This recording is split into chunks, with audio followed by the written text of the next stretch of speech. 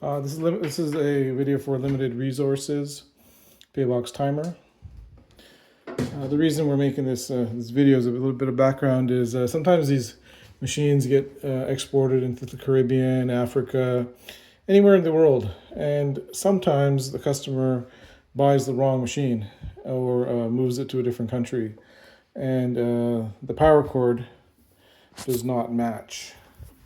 It's still 240 volts, but they end up having this type of cord, whereas they ordered a machine that has the big dryer cord. And this is only for the dryer cord situation we get into.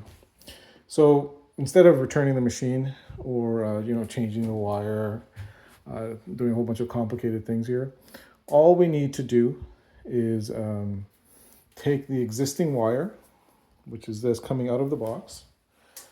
This is set up for 240 volts, and we simply just cut it off. Cut it off from about here. Right, so this portion 6 inches, and we take this cut off portion and we directly hardwire it to the smaller plug, which is 120 volts. And so instead of you'll use the ground, you'll use the neutral, and this is 120, 120. But in your case, if you only have 120 in your location, you simply don't connect one of the leads. Just use one of the 120s. And so connect it direct in. And so the other situation is now you have a dryer that has not this plug, but they have a smaller plug that looks like this. And that will not plug into there. So what we do is that 6-inch piece that we cut off from the dryer, we plug it into here. We plug it into this box. And then we cut, this is the dryer cord, we cut this dryer cord off. And there will be 3 wires coming out of here.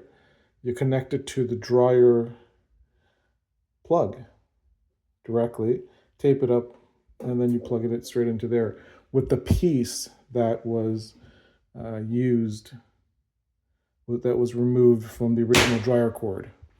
So you don't have to do anything fancy. You simply plug it in there, you tape it up, and there's a cord bar here.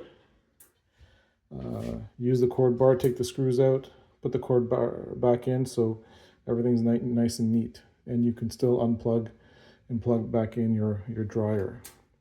So yeah, so that's for people, international people. We're out of Canada and the United States, and so this machine gets exported everywhere.